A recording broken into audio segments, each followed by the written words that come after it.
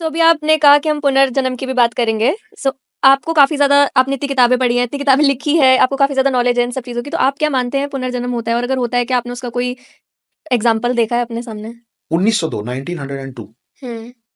अभी हम लोग 2024 में हैं, तो मैं 124 122 साल पहले की बात कर रहा हूँ। 1902 में एक घर में एक बच्ची पैदा हुई, उसका नाम था लुगदी। हुँ। अजीब सा नाम है ना, पर हुँ। यही था, हम क्या करें। उसका नाम था लुगदी। उसकी शादी हुई, ऑपरेशन हो रहा था, बच्चा होने वाला था उसको, ऑपरेशन हो रहा था और उसकी डेथ हो गई। उसकी डेथ हुई 1926 में, 4 अक्टूबर 1926 में उसका देहांत हो गया। हुँ। ठीक है, सॉरी 4 अक्टूबर 1925 में उसका देहांत हो गया। हुँ। 1926 अगले साल 10 महीने बाद किसी दूसरे घर में, ये शांति देवी और लुमड़ी देवी की कहानी है क्या? अच्छा। सुना है आपने? हाँ। आपके कई दर्शकों ने नहीं सुना होगा, पर हाँ। उसमें और भी कुछ चीजें हैं जो अच्छा। शायद आपने नहीं सुनी होंगी। अच्छा। एक बच्ची पैदा हुई जिसका नाम था शांति। हुँ। 4 साल की उम्र तक वो बोल ही नहीं पाई, जबकि बच्चे 1.5-2 साल में बोलने लग जाते हैं। हुँ। 4 साल तक वो कुछ नहीं बोली। हुँ। 6 साल की जब हुई तो बोलना शुरू की, और क्या बोली? बोली कि ये मेरा घर नहीं है, मेरे को मेरे घर छोड़ दो, हुँ। और तुम लोग मेरे को शांति-शांति क्यों बोल रहे हो? मेरा नाम चौबाइन है।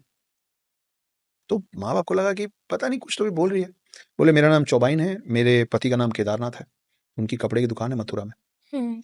कोई उनके घर आया और उन्होंने ये बात सुनी, तो उन्होंने मथुरा तार भेजा कि क्या वहाँ कोई केदारनाथ है जिसकी कपड़े की दुकान है?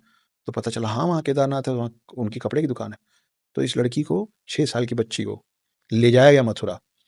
वो उस गाँव के बाहर पहुँच के ना, वो वहाँ से अपने घर तक का रास्ता खुद तय की, बिना किसी से पूछे। सब याद था। उसको मालूम था किधर से मेरे को जाना है, कौन-सा मेरा घर है। जब घर के अंदर गए, तो उसका एक टेस्ट लिया गया। केदारनाथ बूढ़े हो चुके थे। केदारनाथ को सामने बिठाया गया और बोला गया कि ये केदारनाथ के भाई हैं। तो बोली झूठ बोल रहे हो, ये केदारनाथ है, ये अच्छा। मेरे पति हैं। वो बोली कि मैं ऑपरेशन में मेरी डेथ हुई थी, हुँ। और मैंने इस घर के फलाँ-फलाँ कोने में कुछ पैसे छुपाए थे। वो गई और उस कोने से वो पैसा निकाल के लाई, हाँ। जो उसने छुपाया था। हुँ। ये बात आग के जैसे पूरे भारत में फैली। गांधी जी को पता चली। गांधी जी ने, महात्मा गांधी की बात कर रहा हूँ, गांधी जी ने 15 लोगों की कमिटी का गठन किया। उन लोगों ने शांति देवी पे रिसर्च किया, और उन्होंने जो रिपोर्ट बनाई, उस रिपोर्ट में उन्होंने लिखा कि हाँ, ये पुनर्जन्म का रियल केस है। अच्छा। और फिर गांधी जी बाद में उससे मिले भी। ऐसे ही एक केस रिसेंट है, मुंबई में एक जगह है बोरीवली, शायद सुना होगा हुँ। आपने। हुँ। बोरीवली में एक बच्चा पैदा हुआ, मैं नाम तो भूल गया, और बहुत इसी कहानी से बड़ा मिलता जुलता एक और पुनर्जन्म का रियल केस है। हुँ। हुँ। वो पैदा हुआ, रिसेंट नहीं, रिसेंट मतलब मैं अभी की बात नहीं कर रहा हूँ, हाँ। आज से 50 साल पहले की बात है।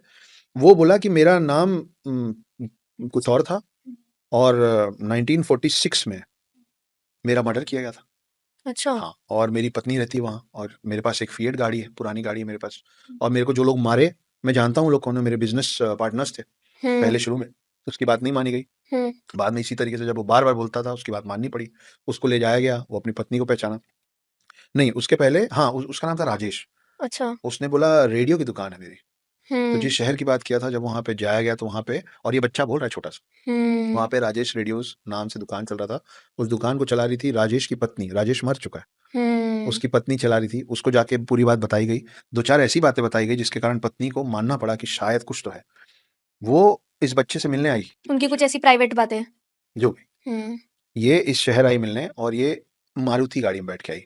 हुँ। तो ये बच्चा जो अपने आप को राजेश बोला था, भड़क गया, गुस्से में आ गया। बोले इस गाड़ी में क्यों आई हो? मेरी फिएट कहाँ है? वो फिएट बेच चुकी थी।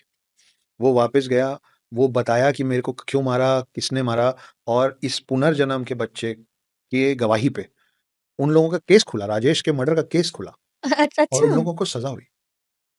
मतलब ये तो हमारे कोर्ट्स ने भी माना है इस चीज़ को तो कि यही मैं पुनर्जन्म बताना होता चाह रहा है। हूँ कि कोर्ट में वो लोग प्रूव कर पाए कि ये जो बोल रहा है, ये राजेश के पुनर्जन्म की बातें ही कर रहा है, और ये राजेश ही है। अच्छा। और वो जिन लोगों ने उसका मर्डर किया था, उनको सजा मिली।